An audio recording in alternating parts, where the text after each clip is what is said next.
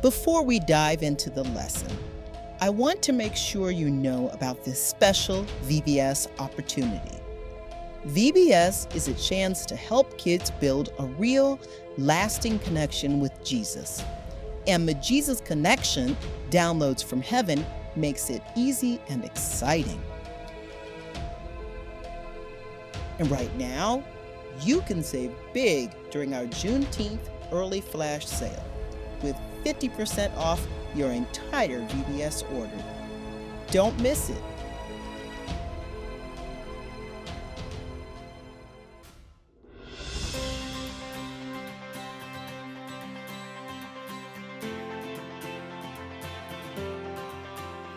Let me ask you a question. Why do we try to be like someone else in the church when God has given each of us a special gift? Well, I'm Dr. Michelle McKinney Hammond, and I'd love to welcome you to Sunday School Made Simple.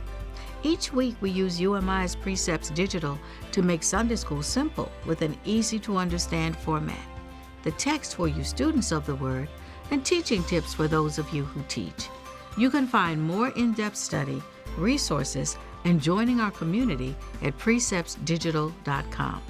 Well, are you ready to begin? Let's pray. Father, your word says that they will know we are Christians by our love. I pray for the body of Christ today. I pray that we'll not be divided through politics and theologies and humanologies and all the weird ideas that are floating around. Help us not to get distracted from your word, but to be unified under the banner of what you have spoken into our lives. I pray, Lord, that we would present a united front to the world, that we'd be a formidable foe in the light of all the evil descending on the earth. I pray, Lord, that the church would stand and glorify you as one body, united in thought, word, and deed. In Jesus' name, amen. Well, you know, there's so much going on right now. So many different philosophies, theologies, you name it. Everyone's got a different idea and approach to how the word should be interpreted, as well as how it should be manifested. I pray that we get back to basics, the basics of God's word, that good, solid word that is uncompromising, that doesn't waver, and actually doesn't contradict itself. That's why we need to know the word in the totality of it.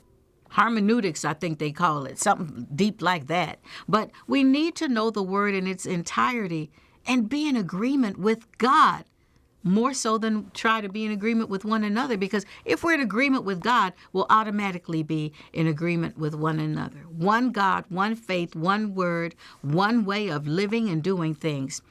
Let's pray for the unity of the body to be restored.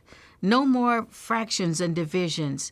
Let us be one in the Spirit, so that we can show the world what God really looks like. Amen? I say amen to that. Let's stop all this confusion. Get back to looking like Jesus. All right, let's dive into the lesson.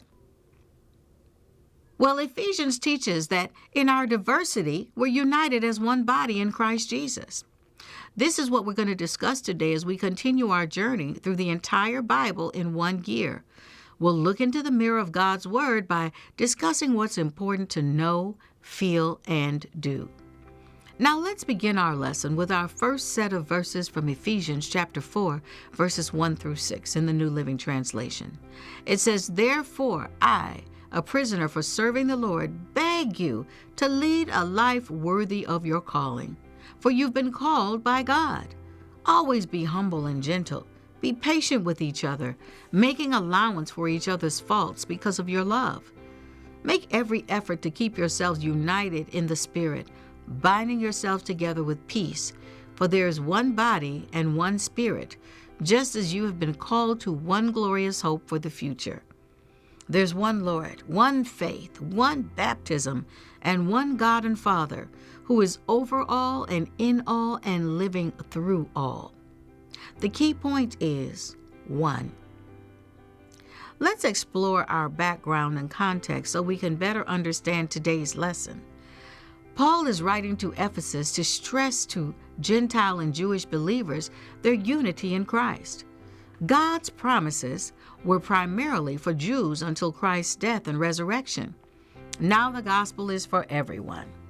In today's lesson, Paul's guidelines tell Christians how to live and promote unity.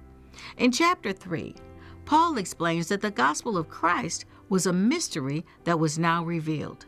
This mystery was God's plan to include people of every ethnicity into the kingdom of God, a plan that was not even considered by Jews in the Old Testament. In Christ, everyone has access. Paul prays that his readers understand that we will have love in our hearts and that we will have power with inner strength through God's Spirit. The big picture is unity in Christ. In today's lesson, Paul begins Ephesians 4 with the word therefore. We have to ask ourselves, what is therefore there for? The word therefore connects what Paul is going to say with what he has already said and prayed. Because we are in Christ sharing his love, wisdom, and power, we should live the way God wants us to live. Paul identifies himself as a prisoner of Christ. Although he's in jail physically, he's really willingly subject to Christ because of all God has done for him. Paul pleads for us to live the way God has called us to live, with humility, patience, and love for one another. Why? Because there is one Spirit in the church. Nothing can destroy this unity.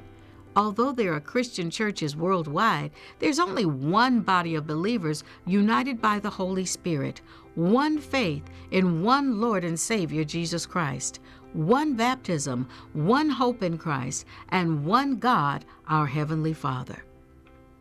Let's read our next set of verses, which is Ephesians chapter 4, verses 7 through 12. Again, I'm reading in the New Living Translation, and it says, "However, He has given each one of us a special gift through the generosity of Christ. That is why the scriptures say, when He ascended to the heights, He led a crowd of captives and gave gifts to His people." Notice that it says, He ascended. This clearly means that Christ also descended to our lowly world. And the same one who descended is the one who ascended higher than all the heavens, so that He might fill the entire universe with Himself. Now these are the gifts Christ gave to the church: the apostles, the prophets, the evangelists, and the pastors and teachers. Their responsibility is to equip God's people to do His work and build up the church, the body of Christ.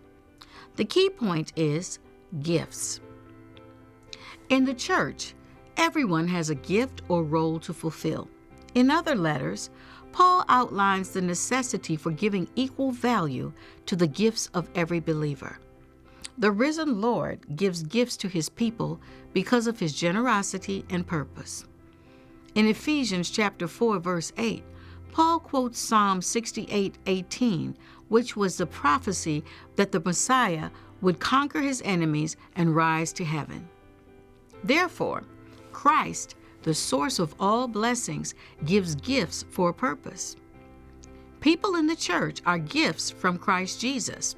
They are apostles, prophets, evangelists, pastors, and teachers. What are they supposed to do? They are to build up the body of Christ so that the church functions as God intended. Let's read our final set of verses, which is Ephesians chapter 4, verses 13 through 16 in the New Living Translation. It says, "This will continue until we all come to such unity in our faith and knowledge of God's Son that we will be mature in the Lord, measuring up to the full and complete standard of Christ. Then we will no longer be immature like children. We won't be tossed and blown about by every wind of new teaching. We will not be influenced when people try to trick us with lies so clever they sound like the truth. Instead, we will speak the truth in love, growing in every way more and more like Christ, who is the head of His body, the church. He makes the whole body fit together perfectly. As each part does its own special work, it helps the other parts grow, so that the whole body is healthy and growing and full of love." The key point is, grow. Paul seems to hear the church asking, why does Christ give people as gifts in the church?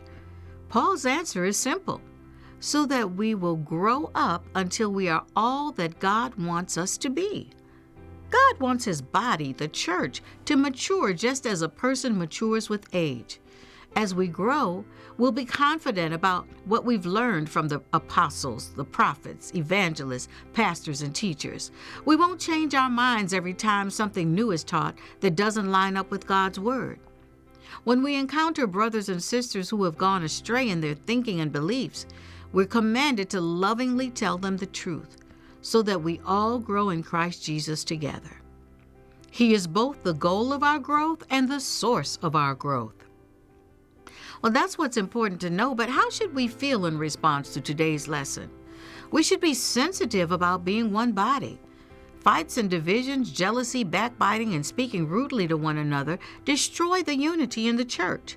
A healthy formula for keeping the unity is threefold: unity for the essentials of the faith, liberty in matters non-essential or not absolute, and love in every circumstance. Unity does not mean that we accept anything and everything in the church to maintain peace. As mature Christians, we must live the way God tells us to live. Living outside of His will is not okay, so we speak the truth in love to one another. Well, that's how we should feel, but what should we do with what we've just learned? We should celebrate the gifts that help us build up the body of Christ. It doesn't get any more simple than that. People are gifts. The apostles, prophets, and evangelists are gifts from God. Pastors are gifts from God. And teachers are gifts from God. We cherish gifts. We don't abuse them, yes? These gifts build up the body of Christ and empower others to do even greater works for the sake of the kingdom. Thank you, Jesus, for your marvelous gifts to us. Well, that's our scripture made simple. Do you remember our key points? 1. Gifts and grow. Well, it's been my honor to share with you today. For additional resources that will help you as you study or teach, I invite you to subscribe to preceptsdigital.com. You'll find my lesson plan, special teaching tips, the Word Made Simple, and more. In addition, you'll connect with a community of believers who are growing as they study God's Word together. I'm looking forward to seeing you at preceptsdigital.com. Let's close the lesson with our keep in mind verses from Ephesians chapter 4, verses 4 and 5. It says, "For there is one body and one Spirit, just as you've been called to one glorious hope for the future. There's one Lord, one faith, one baptism." Child of God, Christ gives gifts to the church to build up the body of Christ. Let's continue to grow together. Have a great week.